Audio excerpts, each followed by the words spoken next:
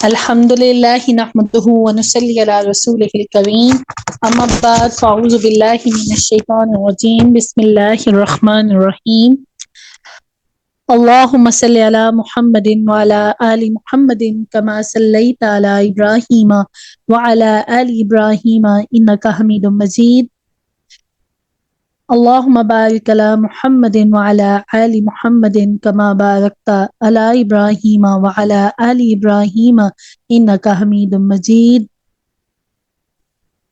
اللهم فقهنا في الدين رب اشرح لي صدري ويسر لي أمري واحلل عقدة من لساني يفقهوا قولي واجعل لي وزيرا من أهلي آیت نمبر 53 سورۃ النساء ام لہم نصیب من الملک، کیا ان کا کوئی حصہ ہے اقتدار میں؟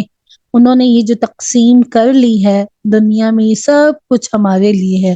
باقی تمام انسان جو یہود ہیں ان کی نظر کے اندر انسانوں میں یہ تقسیم اور تفریق اختیار انہیں کس نے دیا؟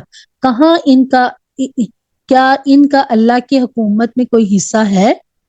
زمین آسمان کی بادشاہی تو ایک اللہ کی ہے۔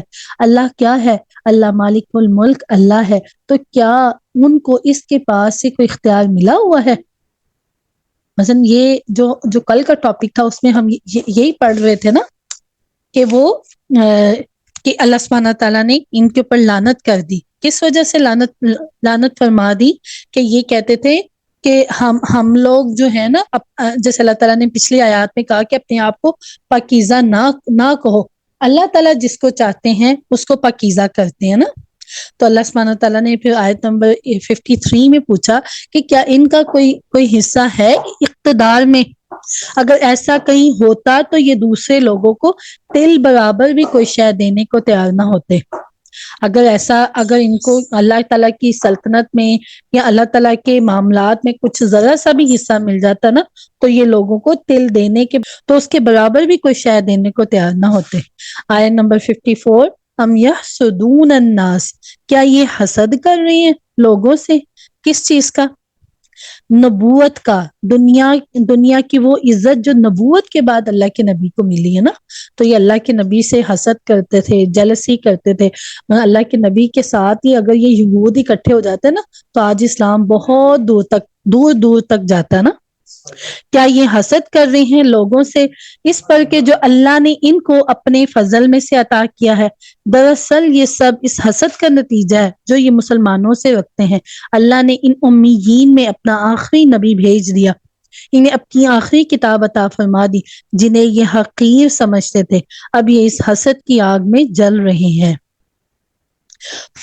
دیکھیں اللہ سبحانہ تعالیٰ جس کو چاہتے ہیں، جس پہ چاہتے ہیں اپنا فضل کرتے ہیں نا۔ تو اسحاق میں کتنے عرصے ان میں نبوت رہی ہے نا، جو تھے حضرت ابراہیم علیہ السلام کے، ان میں کتنا عرصہ مسلسل نبی آئے نا۔ تو جو بنی اسماعیل تھے تو ان میں پھر آخری ایک نبی آیا نا، ہمارے نبی، آپ کے نبی، پیارے نبی آئے نا۔ تو اب یہ حسد کر رہے ہیں۔ فقد آتینا، بس تحقیق دی ہم نے آل ابراہیم کو، کیا دی تھی؟ کتاب الہی، البتہ تحقیق دی ہم نے آل ابراہیم کو کتاب، والحکمہ، حکمت کیا ہوتی ہے؟ فہم اور حکمت، وآتیناہم، اور دی ہم نے ملکن عظیمہ، اللہ سبحانہ تعالیٰ نے جو حضرت ابراہیم کی آل تھی نا ان کو کتابیں بھی دی، حکمتیں بھی دی، اور اللہ سبحانہ تعالیٰ نے ان کو بڑے بڑے ملک دیے، سلطنت دی، غلبہ دیا، اقتدار دیا۔ یعنی انہیں اگر تورات اور انجیل ملی تھی تو ابراہیم علیہ السلام کی نسل ہونے کے ناطے سے ملی تھی، تو یہ جو بنو اسماعیل ہیں یہ بھی تو ابراہیم ہی کی نسل سے ہیں۔ ہاں، بنی اسرائیل کو کتاب اور حکمت علیحدہ علیحدہ ملی، تورات کتاب تھی، انجیل کیا تھی؟ انجیل حکمت تھی، جبکہ یہاں کتاب اور حکمت اللہ تعالیٰ نے ایک ہی جگہ پر قرآن میں اکٹھی کر دی۔ قرآن میں کیا ہے؟ قرآن میں حکمت بھی ہے اور قرآن کے اندر مثلا دونوں چیزیں اللہ سبحانہ تعالیٰ، کتاب بھی ہے۔ تو ان کو ملک عظیم دیا، اب ہم ان مسلمانوں کو اس سے بڑا ملک بھی دیں گے۔ اللہ سبحانہ تعالیٰ نے پھر ایسے کیا نا کہ ان سے جب انہوں نے کام صحیح نہیں کیا تو اللہ سبحانہ تعالیٰ نے ان سے ان کا منصب لے کے امت محمدیہ کو دے دیا۔ ہم بھی تو اپنے گھر میں ایسے ہی کرتے ہیں نا، جو کام والی کام صحیح نہ کرے تو ہم کام والیوں کو بدل لیتے ہیں نا، کہ یہ کام صحیح نہیں کرتی، مجھے دوسری چاہیے نا۔ تو یہ اللہ تعالیٰ نے امتوں کو بھیجا اس کے دین کو سر بلند کرنے کے لیے، لیکن جو اللہ تعالیٰ کا کام تھا وہ کرنے ہی بھول گئے، اپنے ہی کاموں میں پڑ گئے، تو پھر اللہ سبحانہ تعالیٰ نے یہ ذمہ داری امت محمدیہ کو دے دی۔ آج ہمارے کندھوں پہ بہت بڑی ذمہ داری ہے، کیا ہم اس ذمہ داری کو پورا کر رہے ہیں؟ سوچنے کی بات ہے نا، لمحہ فکریہ ہے۔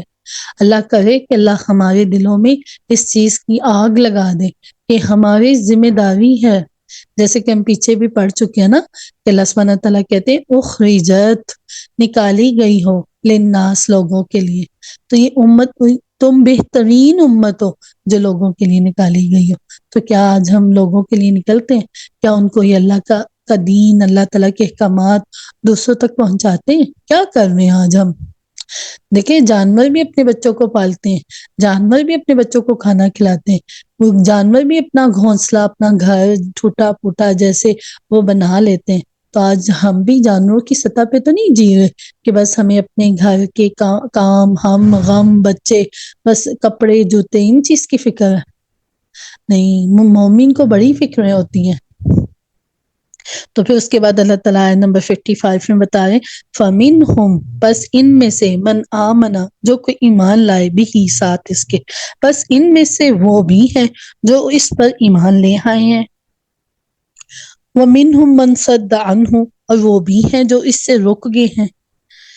تو جو ایمان لے آیا وہ تر گیا، وہ کامیاب ہو گیا، اور جو رک گیا اللہ کے نبی کے اوپر ایمان لانے سے، کتاب پر ایمان لانے پہ، اللہ پر ایمان لانے سے، تو پھر اس کا انجام کیا ہوگا؟ وَكَفَى بِجَهَنَّمَ سَعِيرًا، ایسے لوگوں کے لیے تو جہنم کی بھڑکتی ہوئی آگ ہے۔ کبھی آتا ہے جہنم لظا، بھڑکتی ہوئی، دہکتی ہوئی آگ ہے، تو یہاں پہ اللہ تعالیٰ کہہ رہا ہے کافی ایسے لوگوں کے لیے جہنم کی آگ۔ اللہم لا تجعلنا منہم، اللہ تعالیٰ ہم سب کو عذاب جہنم سے، عذاب سعیر سے، جہنم سعیر سے اللہ سبحانہ تعالیٰ ہم سب کو بچا لے۔